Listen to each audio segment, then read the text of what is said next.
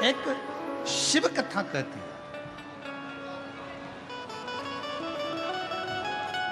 शिव महापुराण की कथा कहती है, भगवान शंकर का चरित्र कहता है, शिव तत्व कहता है। एक तो आपकी मेहनत, आपका परिश्रम, दूसरा आपका विश्वास, आपकी दृढ़ता और शिव की आराधना, ये फल देते हैं, फल प्रदान करते। और शंभो शरण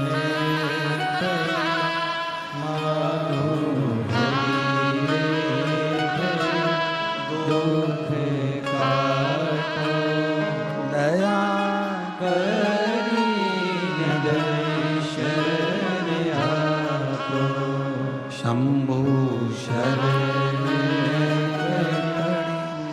मांगो घड़ी रे घड़ी दुख काटो दया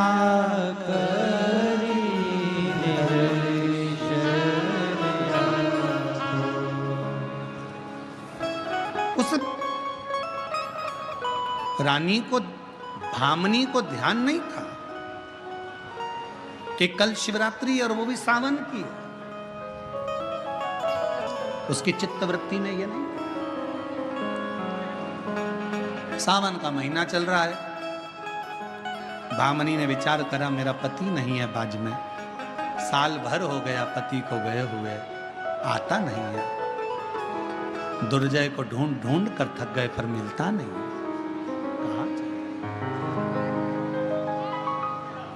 घर के लोगों का क्रोध, भामनी शिवलिंग की पूजन करने के लिए मंदिर ना जा सके।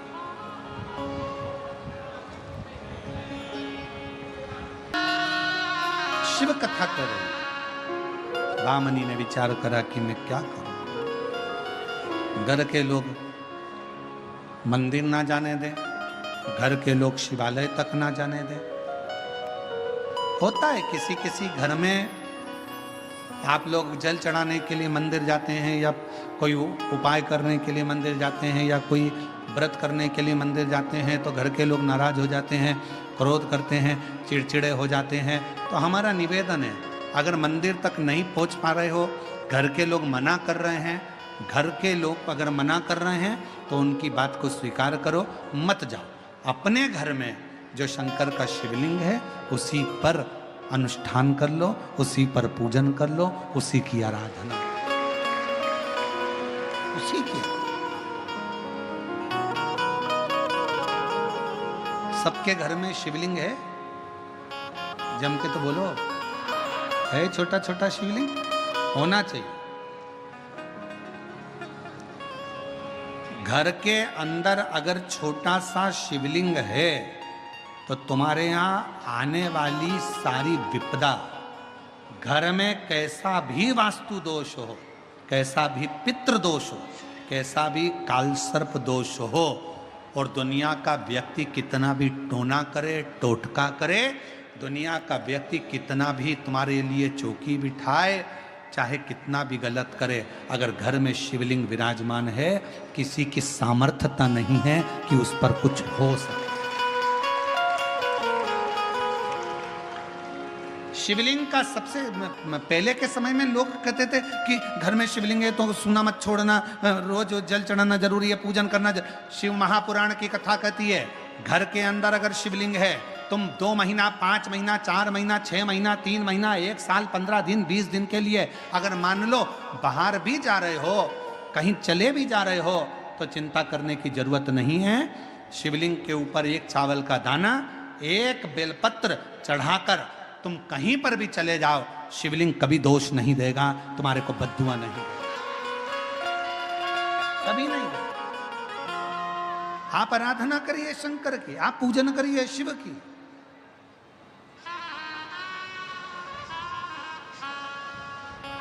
और मेरे भोले तेरा सहारा है, मेरे भोले तेरा सहारा है,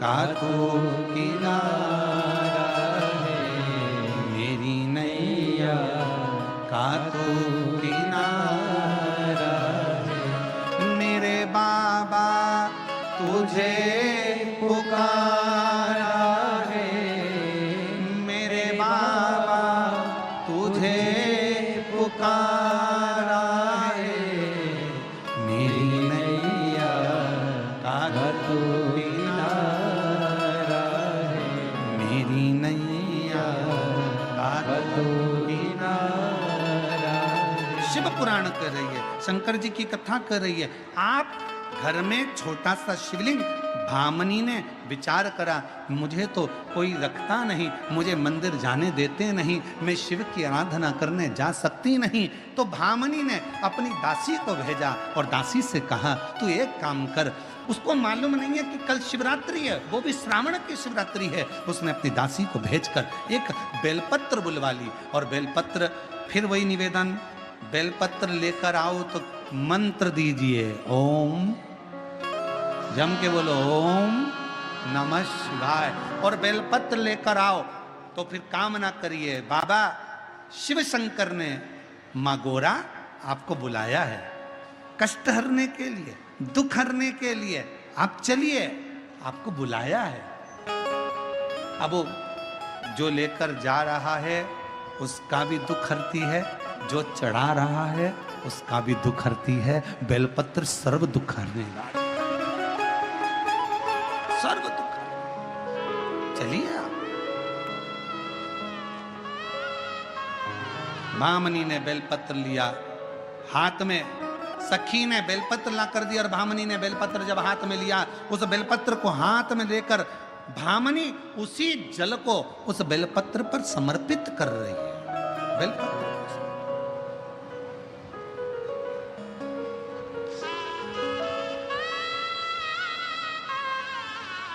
वीर शैव लिंगायत संप्रदाय में, पद्धति में, संप्रदाय में जो उनके गले में शिवलिंग होता है उस शिवलिंग को हाथ में रखकर वो अभिषेक पूजन करते हैं। यहाँ जो बैठे होंगे लिंगायत संप्रदाय के वो जानते होंगे, हाथ में।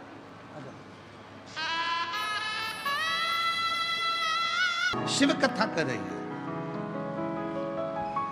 वीर शैव लिंगायत संप्रदाय में शिवलिंग को हाथ में रखकर उसका अभिषेक, उसकी आराधना, उसकी पूजन, उसकी अर्चना करी जाती है।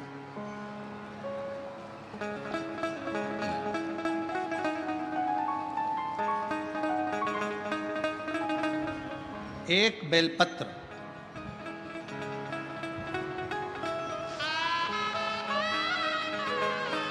सावन की शिवरात्रि,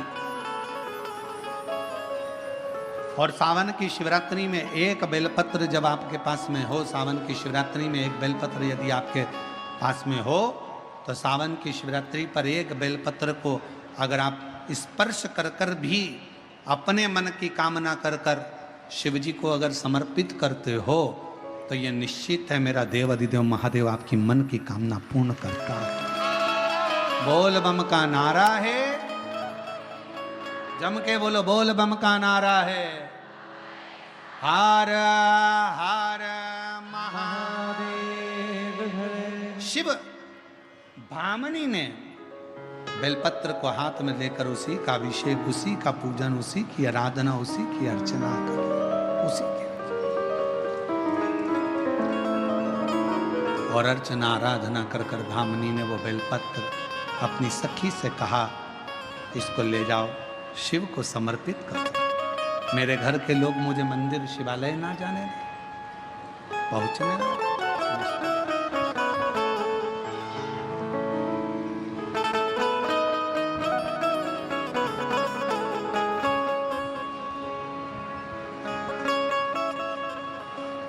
और भोलेनाथ नमन चरणों में, इस लाइन को आप भी बोलें और हम भी बोलें। भोलेनाथ नमन चरणों में स्वीकार कीजिए, सबका किया है मेरा भी उद्धार कीजिए, उद्धार कीजिए। हे त्रिपुंडधारी, हे त्रिशूलधारी, हे त्रिपुंडधारी, हे त्रिशूलधारी। चरणों में तेरे बाबा जी पावन है चारों धाम, तेरी देव करते वंदना पूजे सीताराम। चरणों में तेरे बाबा जी पावन है चारों धाम, तेरी देव करते वंदना पूजे सीताराम। हो जाए पूरी कामना, हो जाए पूरी कामना। उपकार कीजिए सबका किया है, मेरा भी उद्धार कीजिए, उद्धार कीजिए। हे त्रिपुंडधारी, हे त्रिशूलधारी, हे त्रिपुंडधारी, हे त्रिशूलधारी। भामनी ने बेलपत्र का स्पर्श कर कर पूजन कर कर सखी को दिया, ले जाओ शिव को चढ़ा दो। रात्रि का समय था, सखी ले जाए शंकर को चढ़ाई, पति की सुधि आई, दुर्जय को सुध आ गई। मैं अपना घर, अपनी पुरी, अपना नगर, अपना महल छोड़कर आया। उर्वशी को हाथ पकड़कर कहा, हे सुंदरी उर्वशी, तुम अप्सरा हो, तुम्हारे साथ में रहते रहते मुझे 1 वर्ष से ज्यादा हो गया। मैं अपनी पुरी को, अपने नगर को, अपने महल को भूल गया था। मेरा मन कर रहा है कि मैं एक बार अपने नगर में, अपनी पुरी में जाऊं।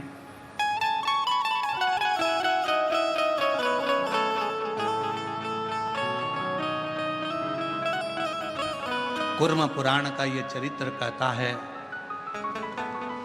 शिव महापुराण की यह पवित्र कथा का आनंद कहता है, मुझे अपने नगरी की याद आ गई, जाऊं चलिए।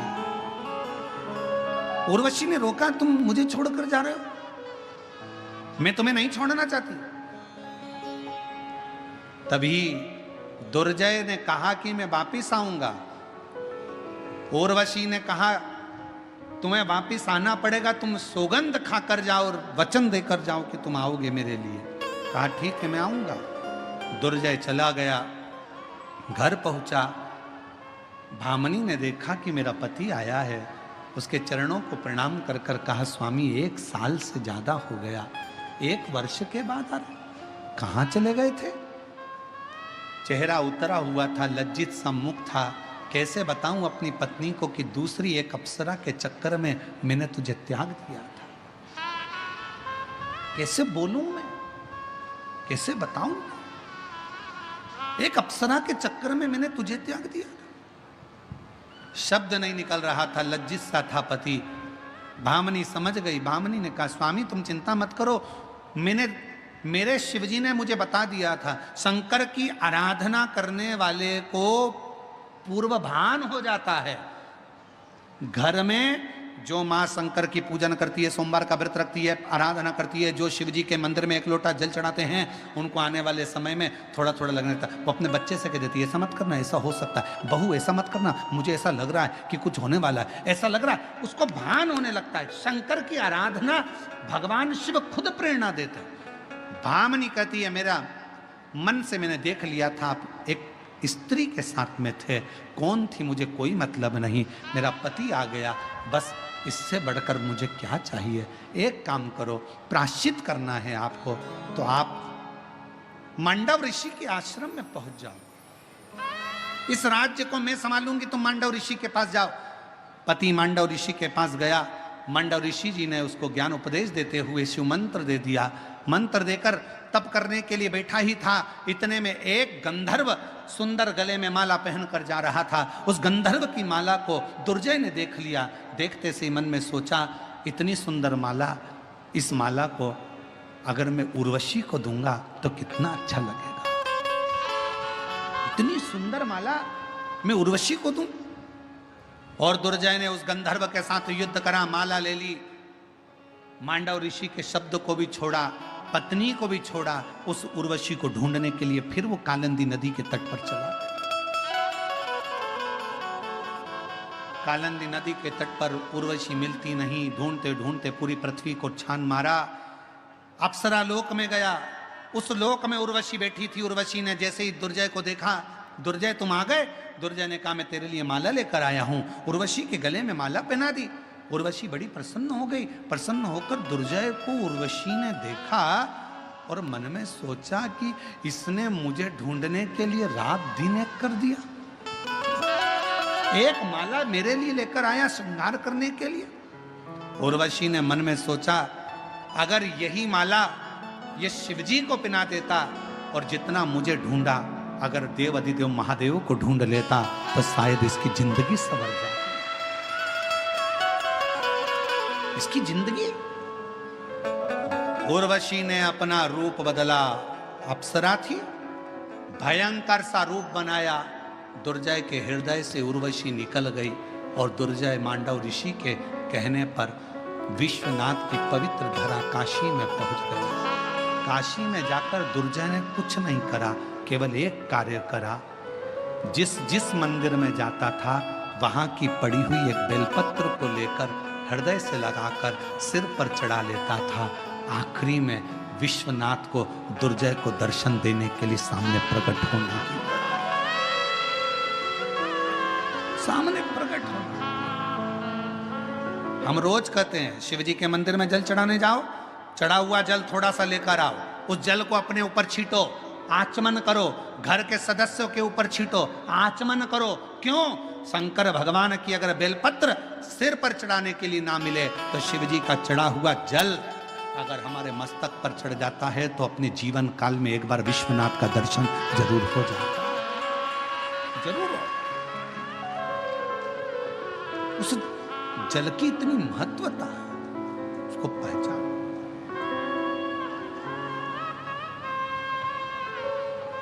विश्वनाथ का दर्शन हुआ। दुर्जय तुम अपना नगर छोड़कर आए, जाओ। तुम्हारी धर्म पत्नी, तुम्हारी रानी मेरी उपासक है। वो शिवलिंग तक नहीं जा सकी, मंदिर तक नहीं पहुंच सकी, पर एक बेलपत्र की आराधना कर कर उसने तुम्हें प्राप्त करा। एक बेलपत्र की आराधना कर कर तुमने मुझे प्राप्त करा। मैं वचन देता हूं दुर्जय, जो बेलपत्र के एक पत्र को भी भूलवश भी अगर मेरे शिवालय पर समर्पित करेगा और उस पत्र को अपने मस्तक से स्मरण करेगा, शिव कहते हैं मैं स्वयं उसके दुख को हरने के लिए उसके दरवाजे तक पहुंचूंगा।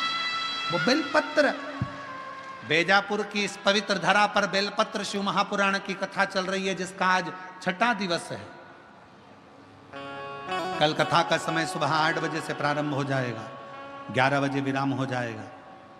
कथा फिर 5 तारीख से 9 तारीख तक सीहोर में कुबरेश्वर बाबा की धरा पर 5 दिवसीय गुरु पूर्णिमा महोत्सव, 10 तारीख को शिव दीक्षा गुरु दीक्षा महोत्सव होगा।